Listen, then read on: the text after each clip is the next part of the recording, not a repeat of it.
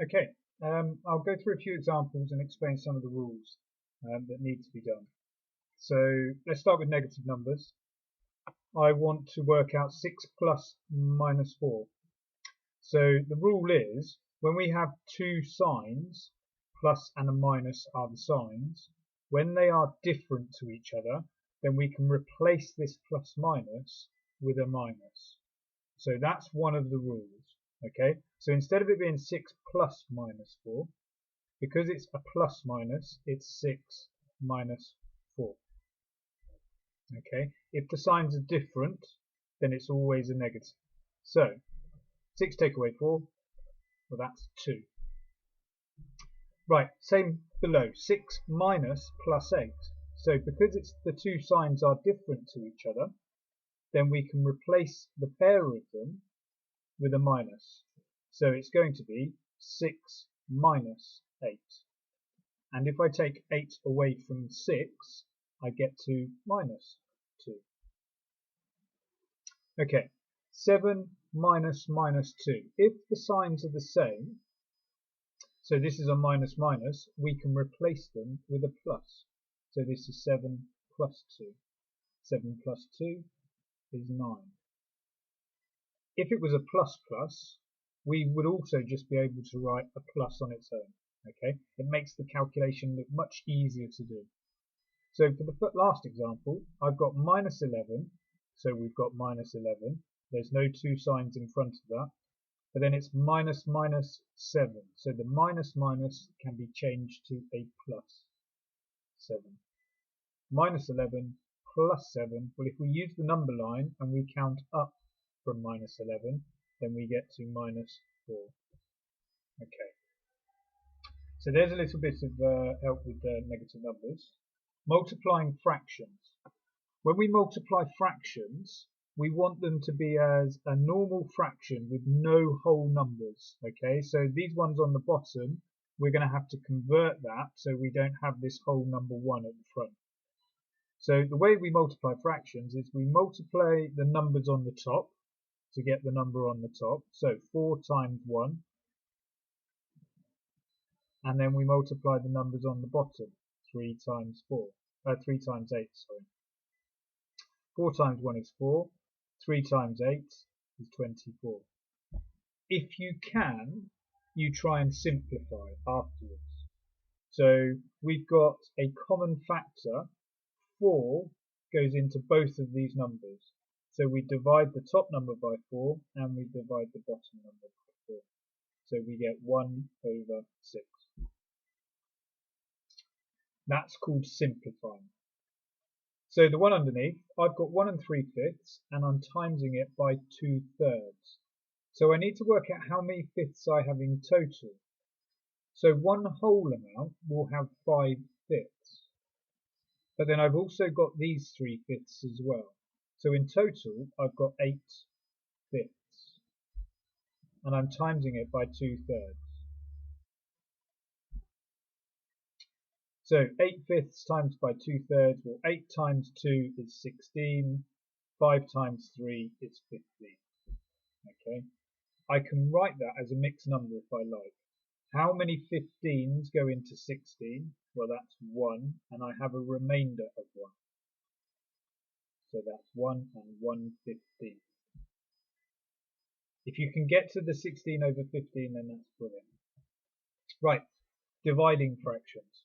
It's a bit like multiplying, except we have a divide. So the way we deal with this is we keep the first fraction the same. We flip the second fraction. So instead of it being 2 over 3, it's now 3 over 2. And we change it to a times. Okay. 5 times 3 is 15. 7 times 2 is 40. Pretty similar with the last one on dividing fractions. It's a bit tricky, but let's have a look. So I need to know how many quarters I have in total.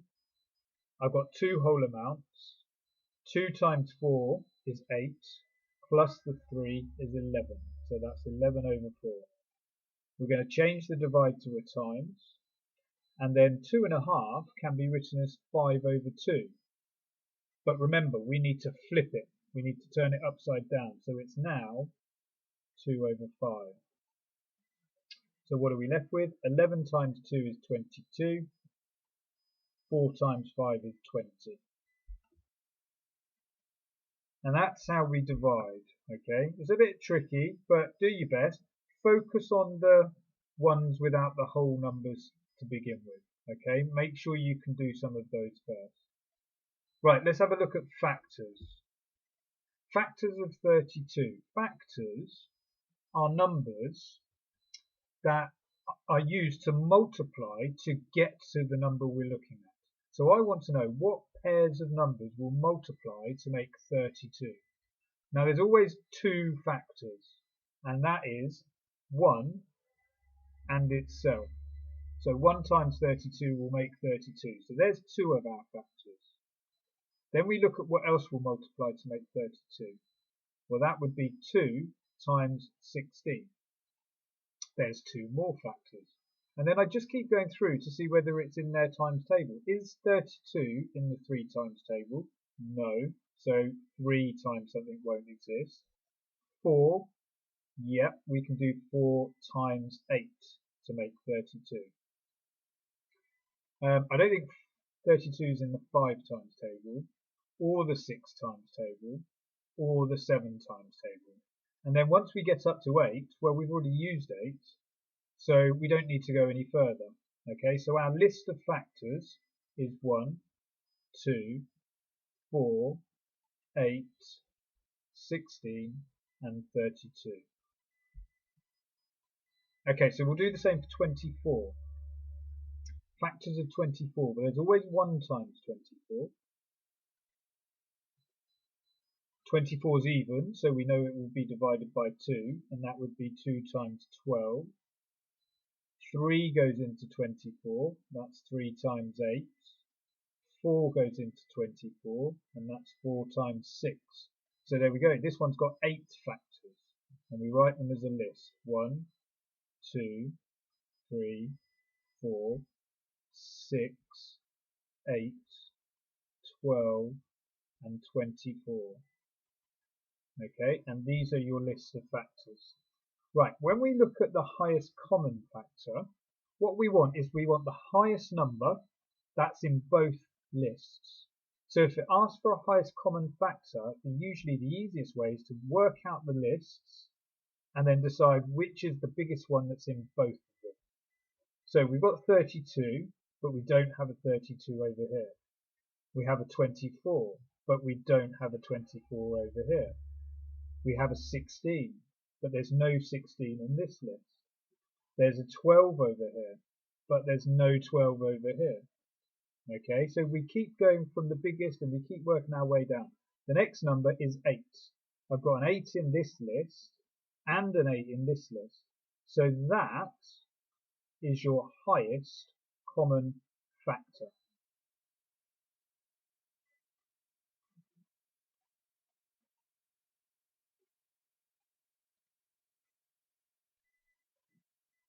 It's a lot of work sometimes, but it's quite nice when you get it right. Okay. Right, my last example, product of primes. So this is writing a number that can be multiplied to get it using just prime numbers. Okay, so writing a multiplication of prime numbers that will make 20. And there's a little trick for us to be able to do this. We start with our number. In this case it's 20. And we decide two numbers that multiply to make 20. Well, I believe that's 2 and 10. 2 times 10 will make 20. If either of these are a prime number, we circle it and we wait there. But then we look at the other number. 10 is not a prime number, okay? It has other factors apart from 1 and 10. Other numbers that multiply to make 10 are 2 and 5. They are both prime numbers because there's no numbers that can multiply to make them apart from 1 and 5 or 1 and 2. There's no other pairs of numbers that will multiply to make them, and that's what defines a prime number. So 20 is equal to 2 times 2 times 5. And that's writing it as a product of primes, or a product of prime numbers. Okay, hopefully this helps. If there's anything else you need, make sure you send me an email and maybe I can do a clearer example, for instance. Alright, bye bye.